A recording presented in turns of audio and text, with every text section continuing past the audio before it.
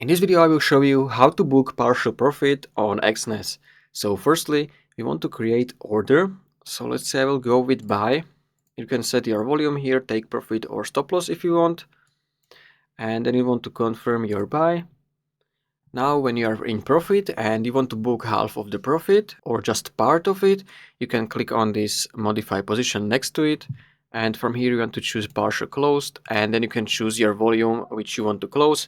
So let's say if you want to close half of it, you just want to type 0.05 and it will make you 4 euros. So if I close it, as you can see, I have still half of the order opened, and in closed history, here you can see your closed order. So I closed half of the trade.